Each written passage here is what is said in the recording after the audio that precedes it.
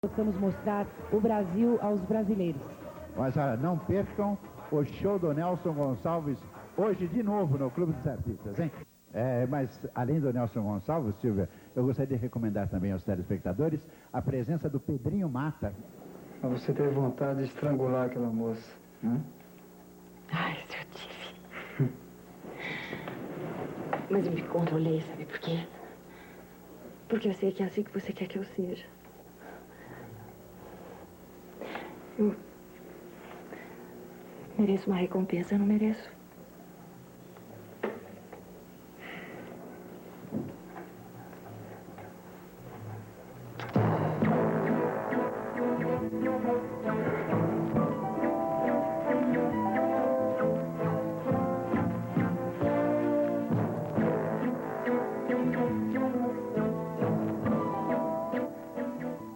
A coroa difícil de sair.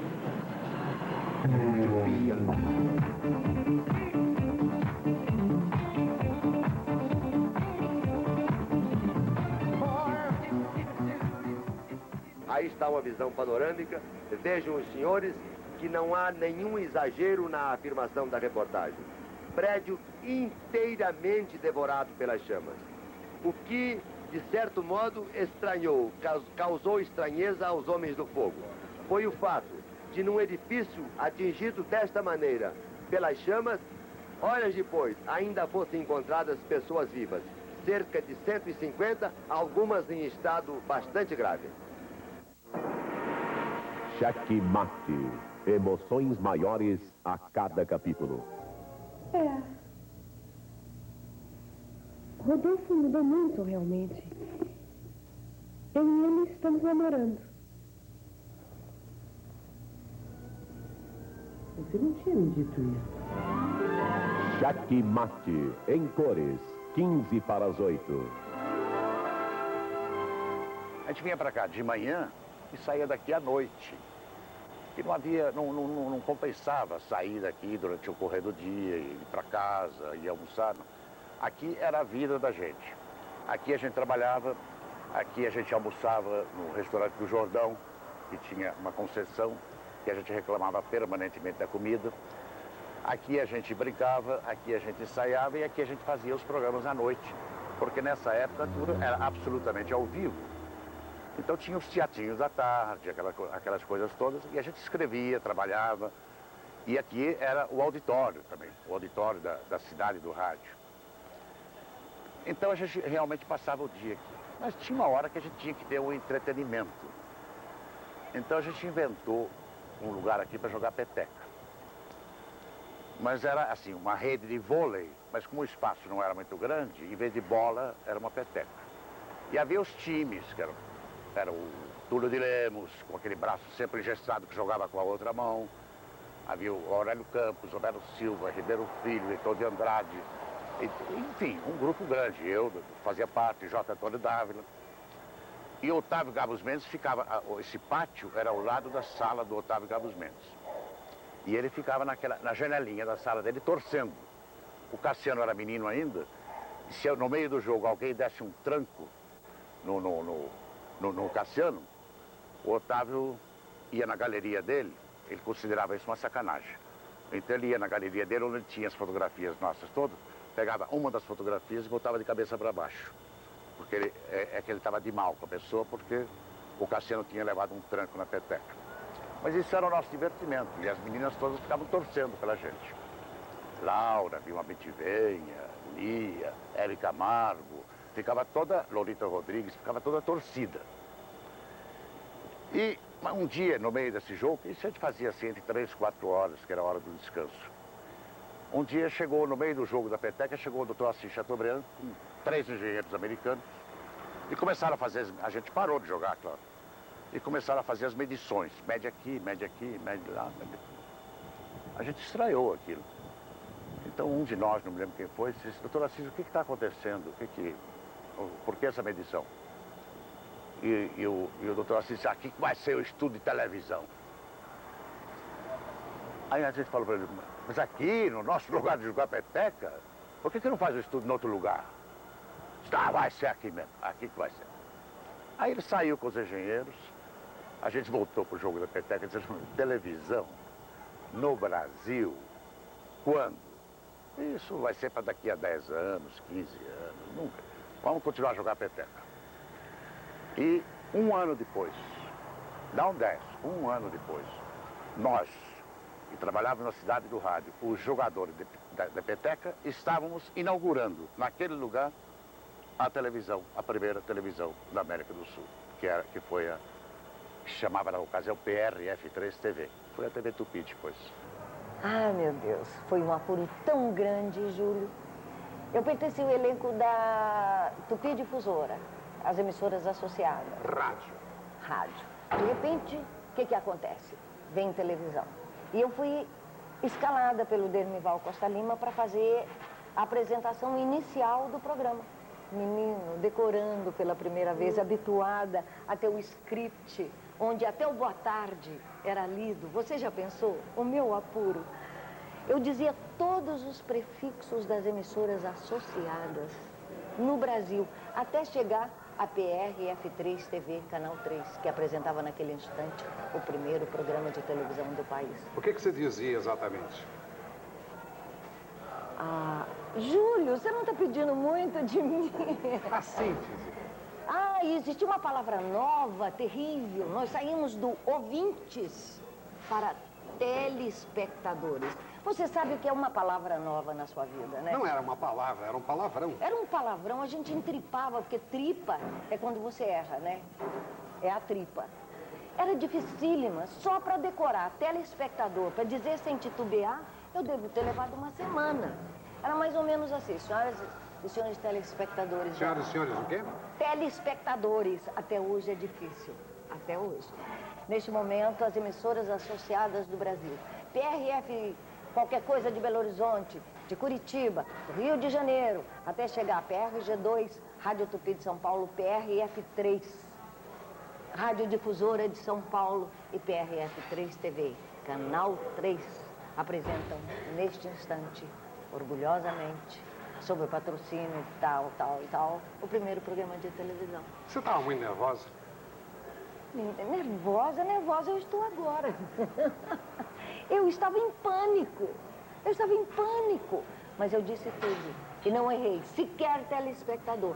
E eu agradeço esse exercício, esse primeiro exercício da minha memória, porque é o que eu tenho como teleatriz até hoje. É a minha memória. E nós nos atiramos a isso como um brinquedo novo. Ninguém conhecia, ninguém sabia o que era. Então era tudo realmente uma loucura, mas uma loucura linda, bonita, maravilhosa. Você tinha vindo de onde? Eu tinha vindo do rádio, eu estava aqui. Esse portãozinho era diferente, era a entrada da Rádio Tupi Difusora. Eu estava aqui desde 43, trabalhando sob a direção de Oduvaldo Viana, Otávio Gabos Mendes, fazendo novelas de rádio. E quando a televisão veio, existia um elenco de rádio, não é? Então nós fomos os escolhidos e fomos os pioneiros. E a Tupi foi um verdadeiro celeiro de atores, foi aqui que nasceu tudo. Nenhum de vocês nunca tinha visto uma única câmera? Nunca.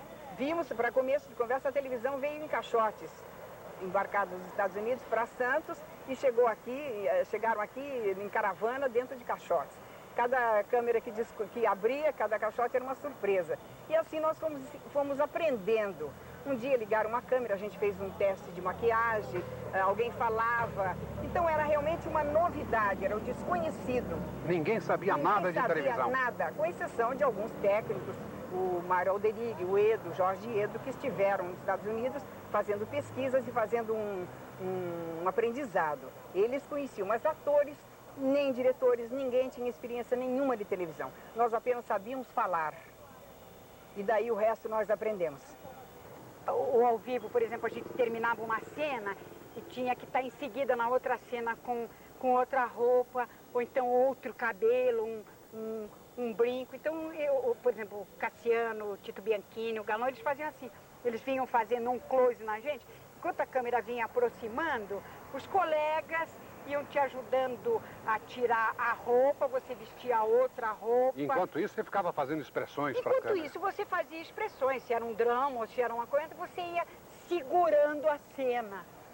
E muitas coisas, por exemplo, outro... Agora não acontecia, às vezes, da câmera não tá em close, mas está mais aberta. Acontecia. E você trocando de roupa? Ah, mas pegou várias vezes a gente falando com o colega, me dá isso aqui, ou então a gente acabando de se trocar, ou então acabando de pôr um grampinho no cabelo, acabando de sair de um cenário que era embaixo, era um cenário que tinha uma cena em cima daquele cenário, a gente subindo, um colega fazendo cadeirinha pra gente subir. Isso foi pego 1000 vezes. Isso tudo no ao vivo, né? Que foi o começo.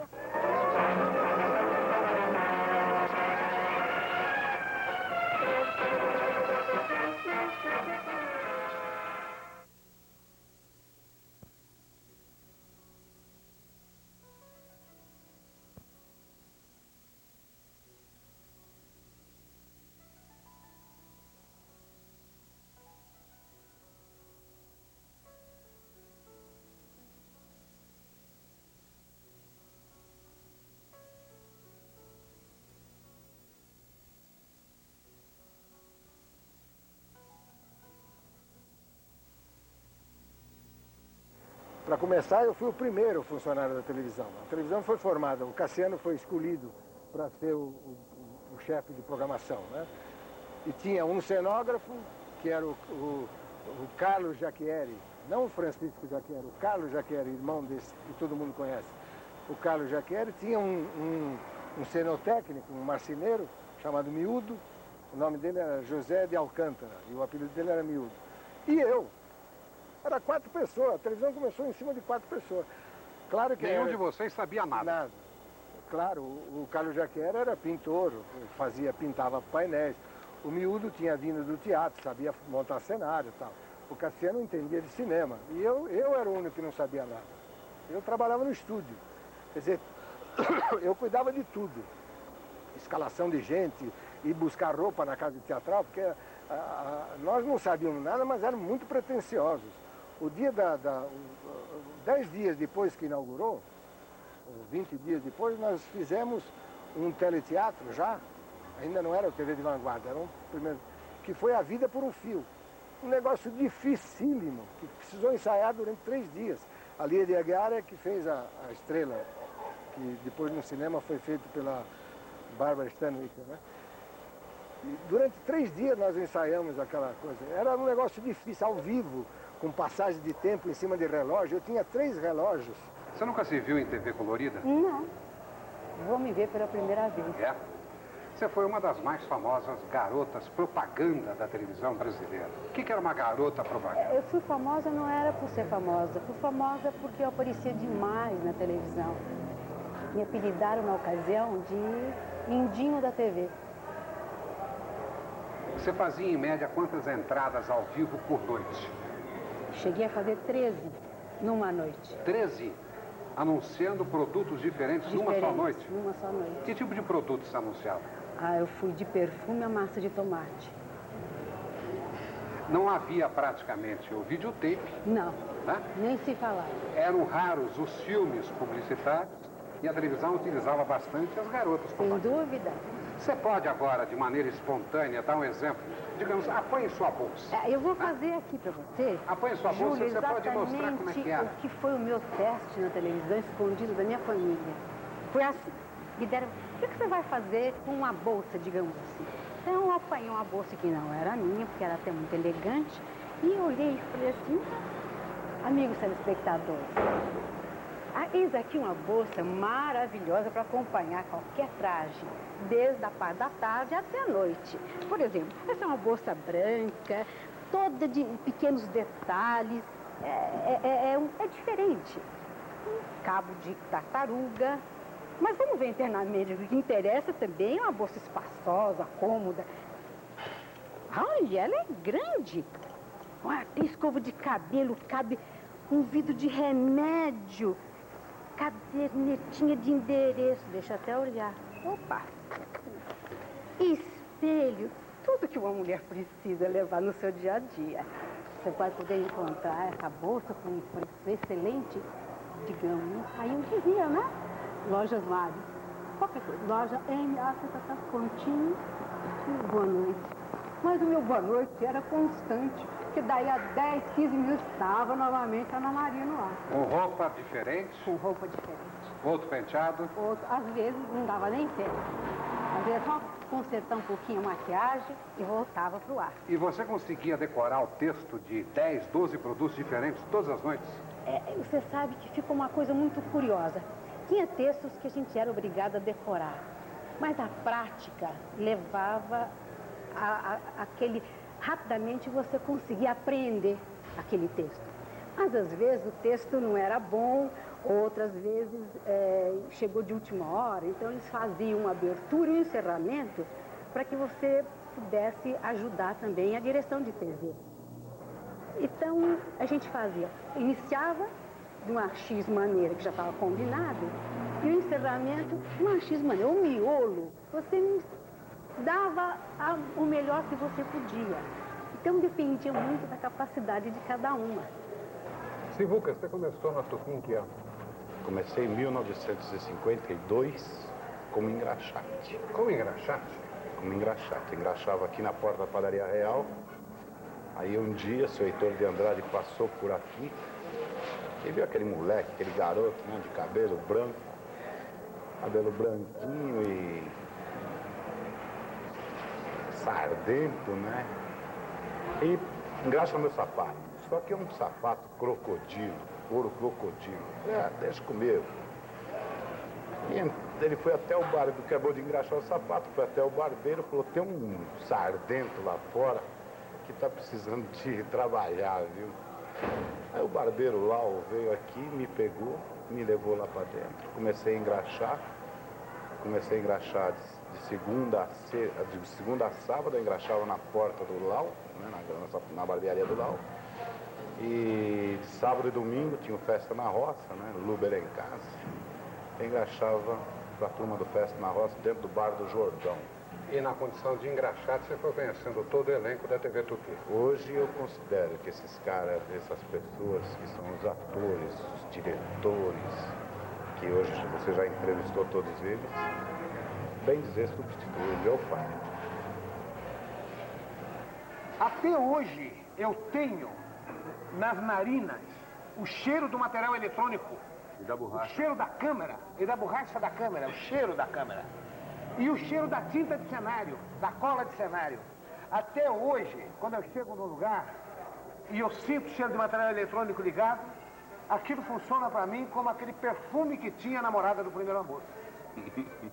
Eu chego perto do... Agora essas câmerazinhas, né? Essas coisas... Os cameramen são maiores que as câmeras, né? Naquele tempo o cameraman tinha que ser do nosso tamanho. O cameraman era escolhido pela sua capacidade também física. Porque você pegar uma Marconi com aquele... com o pedestal... Um alimentador. Não é? Com com fonte de alimentação, era praticamente 90 a 100 quilos que você tinha que empurrar. Tito, o que era a Padaria Real? A Padaria Real é um sonho dos mais fantásticos que fazem parte da minha vida e que fez a parte da vida de todo mundo, que a gente vai se lembrar aqui, vários novos com os quais você até já deve ter entrevistado. Eu estive aqui com Laura, com Yara, com Chico, com Galon, com Cassiano, com Rubens, Carlos Alberto de Oliveira, que faleceu a semana passada. Enfim, a Real era um ponto de encontro de todas as noites, onde se tomavam os grandes porres após os trabalhos, né, Chico? Então, antes? Um pouco antes também, para poder fazer um TV de vanguarda, um TV de comédia, a gente se empolgava bastante. O que evoluiu mesmo foi a produção. A produção hoje é que é excepcional, que é rica, que é grande, que tem centenas de pessoas e guarda-roupa e cenários maravilhosos. E naquele tempo a produção não existia, porque a televisão hoje continua sendo câmera 1, câmera 2, câmera 3. Agora, com a DO tem certos efeitos que a imagem faz assim, faz assado e tal, mas em termos de novela, em termos de dramaticidade, é câmera 1, câmera 2, câmera 3. O que evoluiu mesmo foi a produção, que está atrás das câmeras. E naquele tempo, nós tínhamos a câmera 1, câmera 2, câmera 3, mas não tínhamos produção. Então o Ribeiro Filho havia uns esquetes assim, né? Então tinha aquela história, a história tradicional do marido que chega em casa fora de hora e encontra um outro dentro de casa e a mulher esconde o outro dentro do guarda-roupa. E eu achei que como é que podia esconder uma pessoa dentro do guarda-roupa se não tinha roupa? Então, de tarde, às 6 horas da tarde, antes da televisão ir para o ar, eu fui na minha casa, eu e o Ribeiro Filho, que tinha automóvel, era o único que tinha automóvel aqui no tempo. Nós fomos lá, pegamos toda a roupa do guarda-roupa do meu pai, botamos no carro e viemos e botamos no guarda-roupa.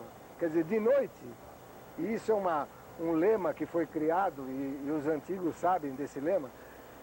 Havia um lema que chamava assim, de noite tem. Na hora do ensaio era tudo assim, olha, aqui vai ter isso, aqui vai ter aquilo. Aí você chega e senta na poltrona, mas cadê a poltrona? Não, de noite tem. E tal, e a gente vivia dentro da base do de noite tem. Mas eu soube que no dia que, na noite em que houve o guarda-roupa, você acabou tomando uma surra do seu pai. Não, aí quando meu pai chegou lá e a minha mãe escondeu, falou que distraiu ele. Até às 11 horas da noite, quando a televisão fechou, levei a roupa de volta, botei lá no lugar e não ficou sabendo. Falcão Negro foi o primeiro herói da América Latina em televisão. Ele nasceu na cabeça do Péricles Leal, que o colocou no papel, e eu que criei o tipo físico.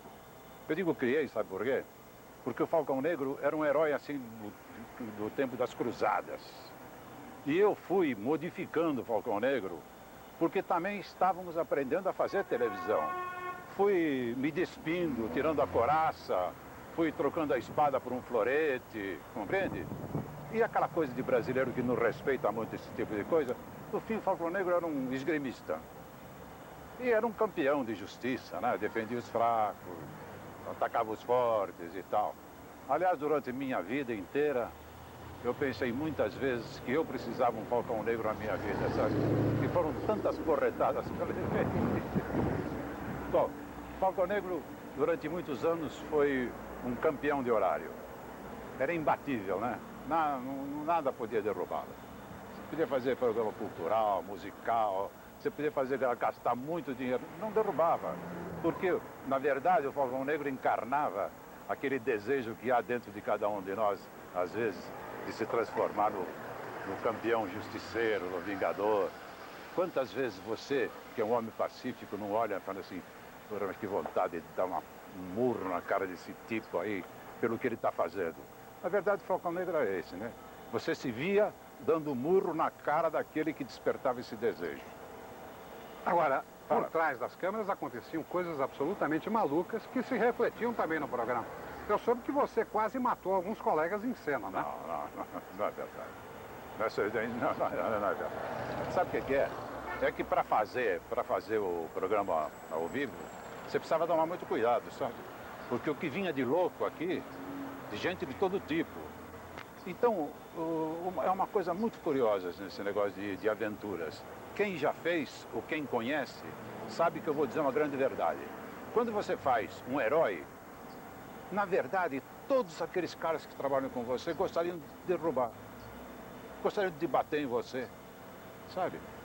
Porque o herói é mais ou menos, ele é como o pistoleiro da pequena cidade do Faroeste. Quem é o homem que atira melhor aí? Ah, nós temos um pistoleiro aqui. Então o cara vai e quer matar o pistoleiro para quê? Para ele ficar com a fama. O herói é mais ou menos isso.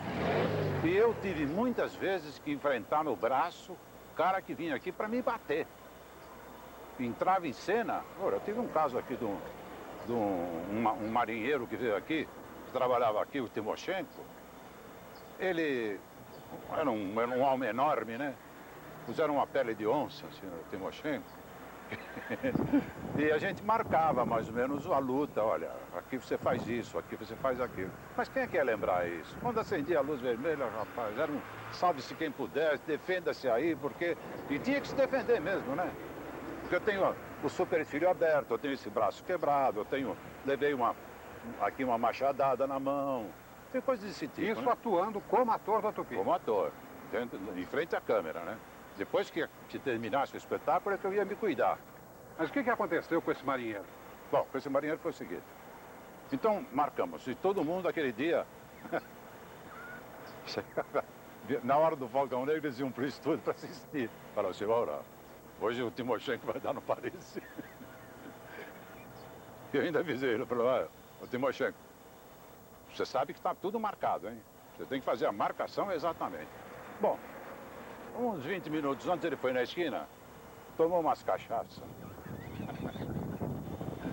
Voltou, de cara me deu um soco no meio da cara, me jogou no chão.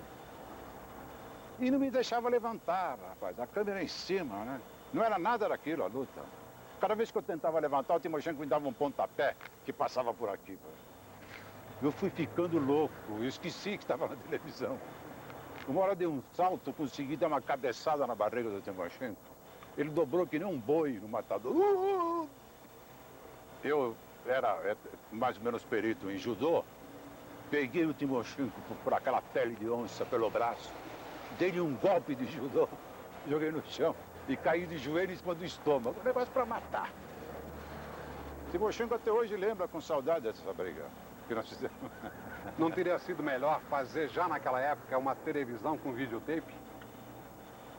Sim, mas não havia videotape naquela época, né? Aí é que está. Não havia videotape. Seria bom, por exemplo, a gente rever esse tipo de coisa, né? Isso faz parte da nossa vida. Nós passamos aqui 30 anos.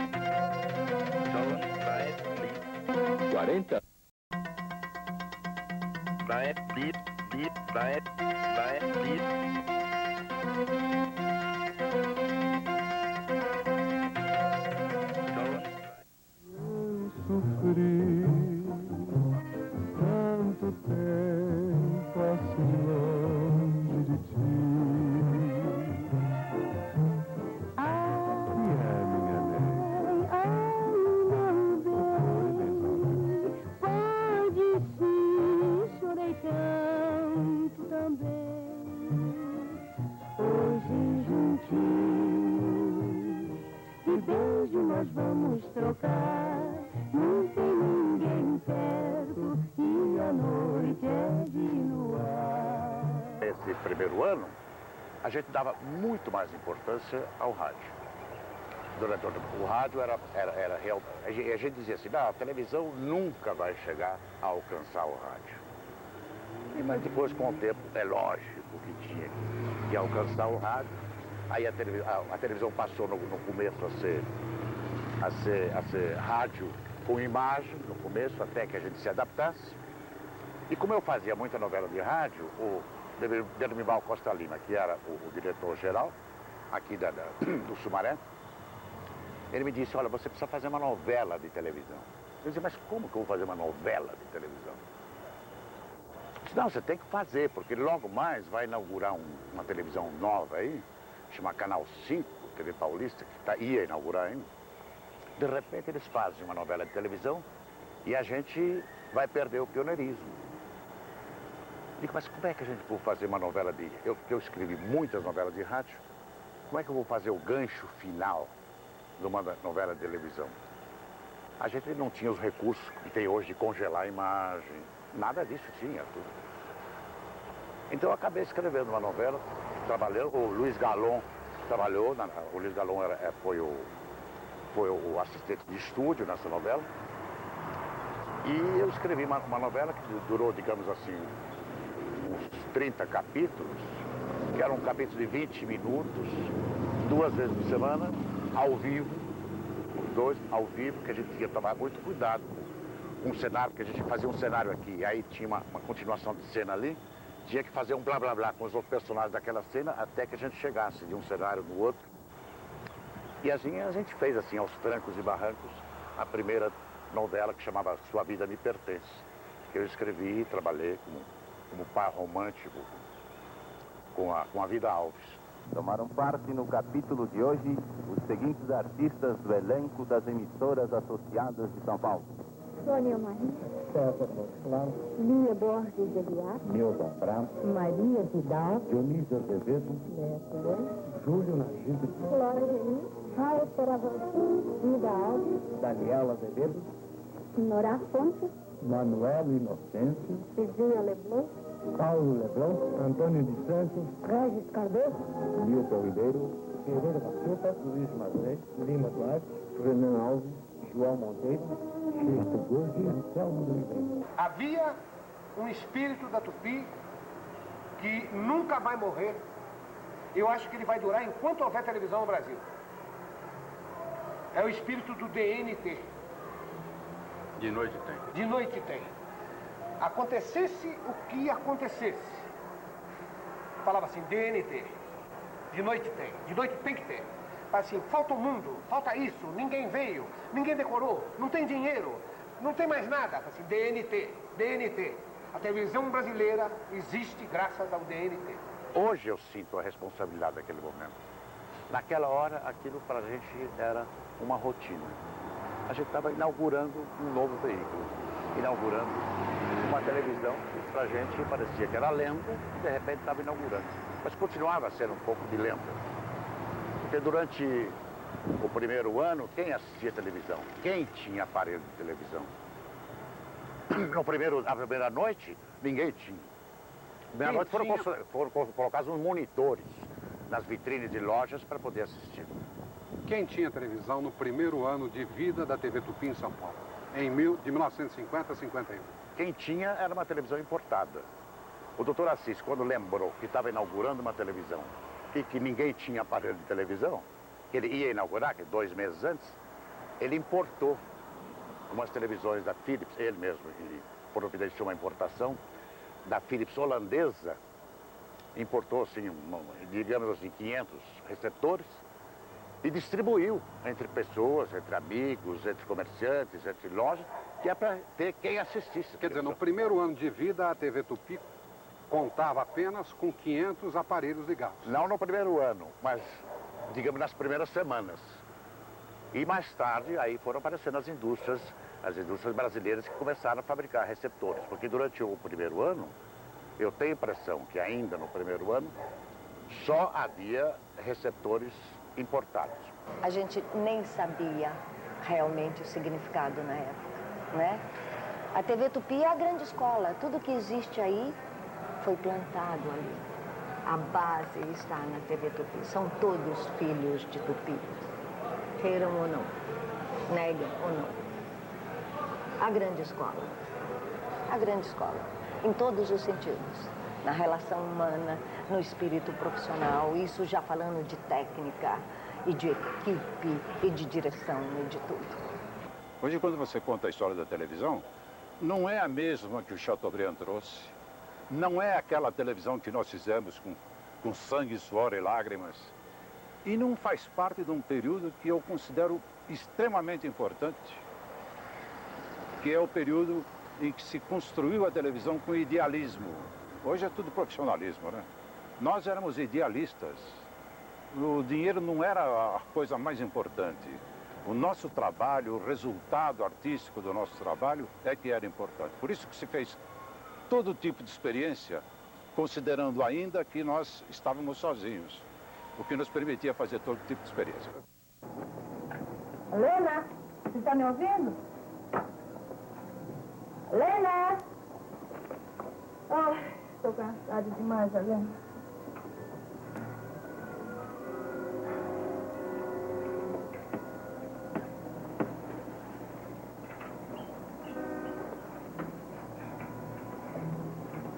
Lena!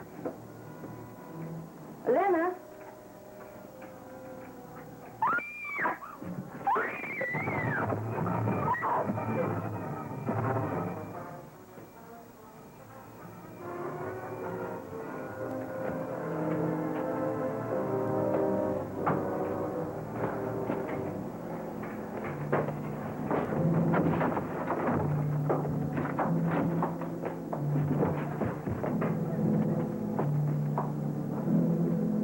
Olha, o mais maluco, em todos os sentidos, foi um dia que o Jaime Barcelos quebrou a perna em cena.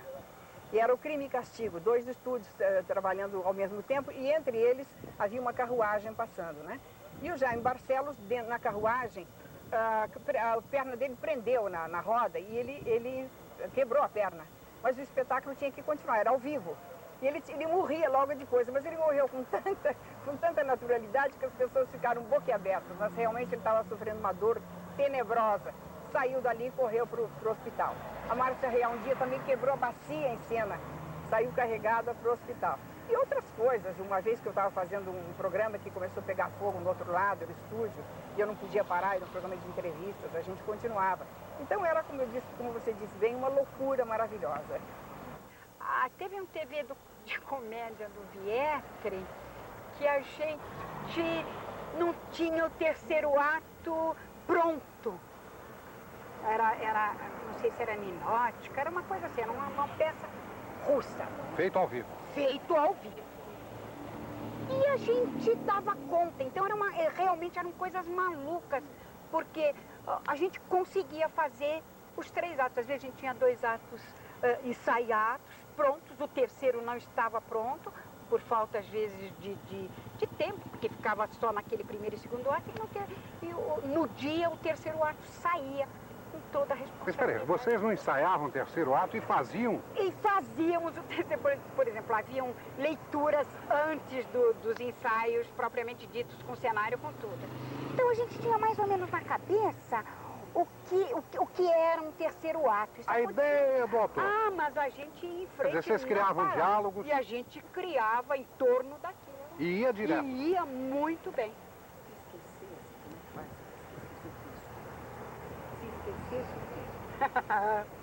O que... A Lia de Aguiar está aqui do meu lado me perguntando o que acontecia com vocês, atores, atrizes, quando vocês esqueciam o texto? Eu quero defender essa turma, porque essa turma era maravilhosa. Raras vezes esquecia o texto. Mas, por exemplo, o Jaime Barcelos uma vez estava fazendo uma peça muito difícil. A gente fez tanta coisa que eu não lembro mais. E o Jaime esqueceu. E a gente estava em cena. Tava eu, estava Jaime, estava Vida Alves, estava, me lembro, Cilia, estava. E o Jaime foi saindo de cena. E a gente indo atrás. E o câmera afastando. Mesma coisa que se eu for ali em frente, o menino vai... Aconteceu isso. E também fazendo comigo. Ele foi saindo para quê? Para lembrar o texto? Ele foi saindo para ver o que o contra-regra, o diretor de estúdio, estava falando. Aí ele leu o texto e voltou a explicar como é que era? Ele leu, não. O contra-regra, o diretor de estúdio, disse a fala em seguinte. Ele voltou e... Era assim. Era muito bonito, porque era assim, era uma coisa... Era artesanal. Ser garota propaganda dava algum status especial? Eu acho que sim. Dava. Não para as famílias tradicionais. A gente não era vista com bons olhos. Por quê? É uma informação muito errada que aquele pessoal tinha na época. Até admito, sabe? Mas era muito bom, era uma família tão unida, era tão gostoso trabalhar na Tupi. Era tão bom, tão gratificante, tão agradável. E o pessoal tinha uma certa ressalva. Mas era uma festa ao mesmo tempo, quando você saía para a rua, que todo mundo reconhecia, era muito agradável. O que você fazia como diretor de estúdio nos estúdios da Tupi? Na Tupi, eu fiz TV de vanguarda, fiz Grande Teatro Tupi, fiz Estúdio 4, fiz grandes atrações Pirani, com 17 anos de idade. Sempre ao vivo? Sempre ao vivo. Qual era o grande problema de se fazer televisão ao vivo? Ou o grande sabor de fazer televisão ao vivo?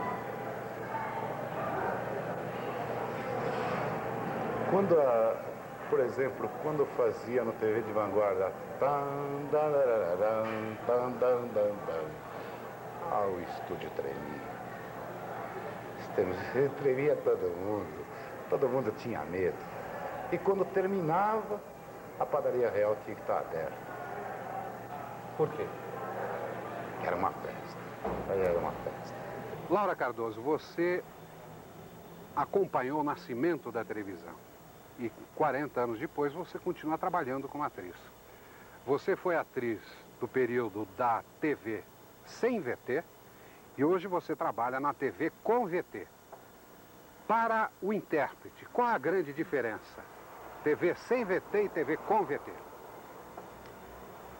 Eu acho que a TV sem VT te dá toda uma agilidade como ator, todo um processo de criação.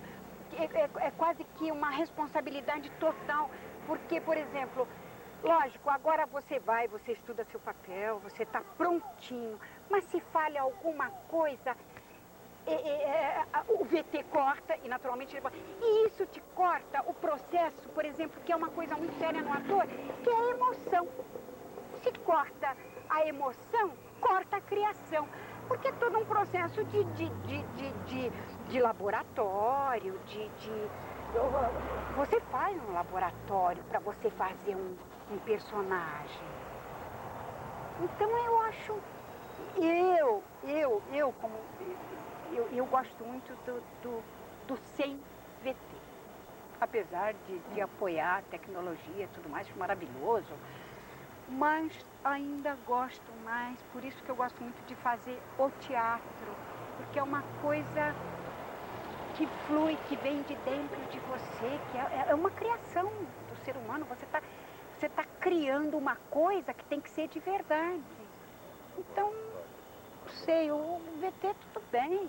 Eu acho que é por causa do VT que tem essa inflação de atores.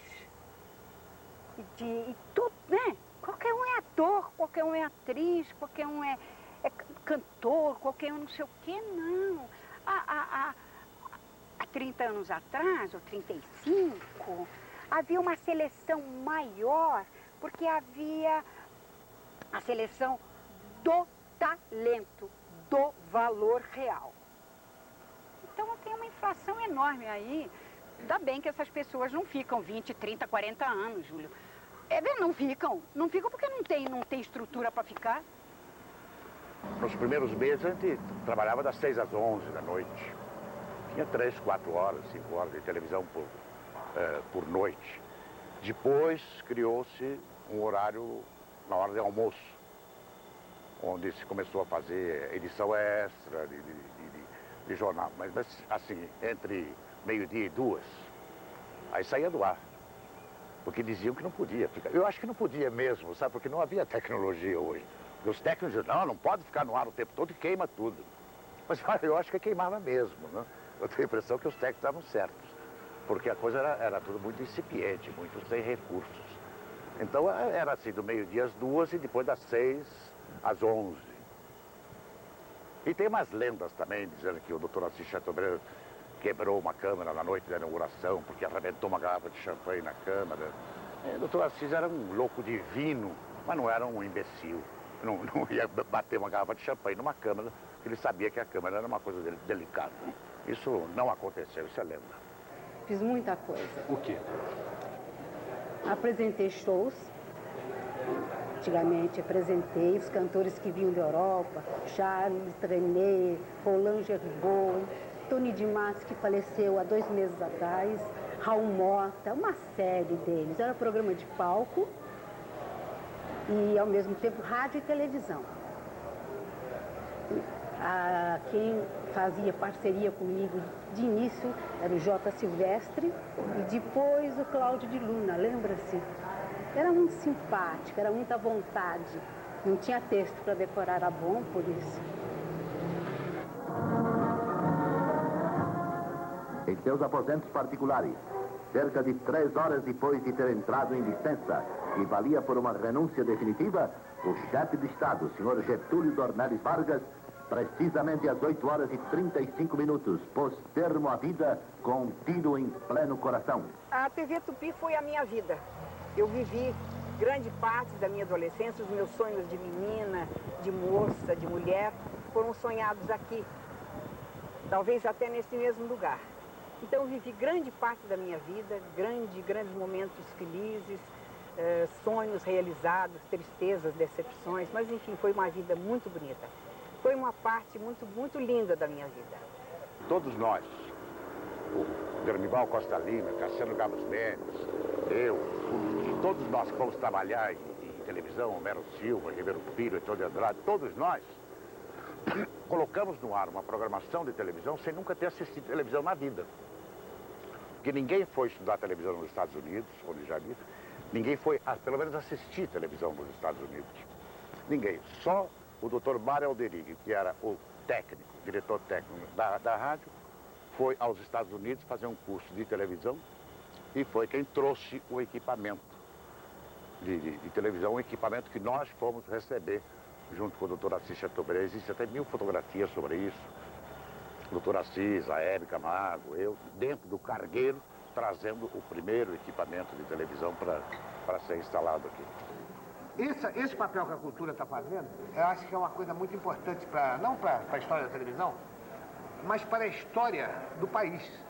Porque a história foi feita durante muito tempo por pessoas que quiseram tirar as pessoas da história e não colocar as pessoas na história. Tá? Então eu acho que há um vácuo, né, no contar da história da televisão brasileira, porque ela ficou viciada em ser contada através do poder ou através de uma pessoa. Hoje em dia que você já tem uma historiografia formada, não é?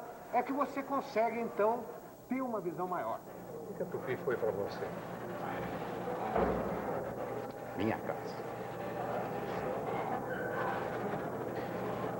O que representa? Representa uma saudade do tempo que a gente trabalhou e que vê que a televisão, de um certo modo, evoluiu. E a gente lembra com uma certa pena de ter trabalhado tanto tempo na televisão e não ter recebido o dinheiro que ficou amarrado aí. O que eu gostaria mesmo de estar aqui hoje satisfeito, dando essa entrevista, é se eu tivesse com o cheque na mão dos 30 anos, 40 anos que eu trabalhei e que me pagaram direitinho, como obrigação de lei trabalhista. O patrão tem direito de mandar o empregado embora, mas tem que pagar fundo de garantia, tem que pagar 6 férias acumuladas, tem que pagar todos os direitos trabalhistas. Se eu tivesse com o cheque aqui na mão, eu ia dizer que a televisão é uma festa para os olhos. A TV brasileira está completando este ano 40 anos. O que é para você estar conversando sobre ela na porta da antiga Tupi? Ai, meu Deus. Eu amei o convite que você fez. Porque é uma saudade grande, porque eu fui da Tupi no tempo do rádio ainda, em 46. Então é uma vida que passou por a minha e a dos outros colegas. É minha vida passando assim como um filme. Eu menina, eu vinha da escola para cá, isso no rádio. E depois veio a televisão. Então é algo muito bom. É algo muito bom estar aqui na frente. Quando eu entrei aqui eu tinha 16 anos. Para 17. É muito bonito. É muito. Se amou muito aqui dentro. Se viveu muito. Em todos os sentidos. Todos que passaram por aí. E eu acho que o que existe hoje aí na televisão é fruto do que se criou no celeiro que foi a Tupi. E foi o celeiro de atores, de câmeras, de diretores, de autores, de apresentadores, de tudo. Foi a grande mãe que deu a luz ao que está aí. Eu acho. Obrigadão, moça. Parece, nesse lugar, era o corredor da Tupi. Que levava para os estúdios, para a sala do Cassiano, né? Como é que você se sente hoje, caminhando por esse lugar, que praticamente foi demolido? Aqui do lado você tem o SBT, e aqui à esquerda tem a sede de uma futura emissora de televisão, que nada tem a ver com a Tupi. Como é que é isso? Bom, eu sinto, em princípio, uma tristeza muito grande. Porque aqui, se a gente pudesse fazer reviver, como está acontecendo agora, nós íamos trazer todos os nossos sonhos, todas as nossas frustrações e todo o desejo que a gente teve durante 30 anos de fazer da televisão uma coisa realmente importante que pudesse contribuir para que as pessoas que assistissem melhorassem sua vida com o nosso trabalho. Isso, infelizmente, poucas vezes aconteceu. De modo que, hoje, quando eu assisto televisão e vejo a televisão tão automatizada, que a televisão hoje é feita toda por botões, e me lembro de um período em que a criatividade do homem, em que a capacidade e a inteligência, o mundo interior das pessoas tinham que ser transposto para a imagem, e isso a gente conseguia realmente fazer. Essa é a parte triste de que eu me lembro. E fico contente por ter aceitado o seu convite, por voltar aqui e por ver um trecho importante da minha vida, como se assistisse um videotape e novamente visse todas as pessoas, os meus amigos queridos que passaram por aqui e todos aqueles que partiram para uma viagem da qual não se volta, mas que eu tenho certeza que se hoje eles estivessem assistindo, eles estariam rindo das histórias que eu acabei de contar. É isso aí. Obrigado, velho.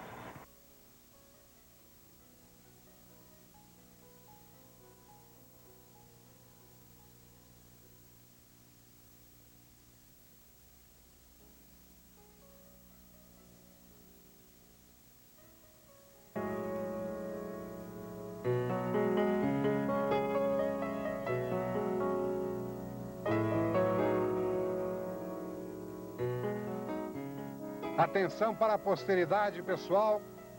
Olha o passarinho. Como nós dissemos no início, nós não íamos fazer uma história num sentido rigoroso, mas uma crônica subjetiva. Essas eram algumas das coisas que tínhamos para contar. Nós voltaremos a Tupi, pois há muita gente boa que ainda vai aparecer. Agora ficamos por aqui. Perdoem-nos se algumas insistentes lágrimas ficaram bailando com dignidade nos olhos de nossos convidados. O tempo não para, e onde funcionava o antigo prédio, hoje o destino reserva espaço para uma nova emissora que vem aí, a Televisão Abril. Novos tempos. Mas permitam-nos preservar nosso carinho e nosso respeito pelos pioneiros.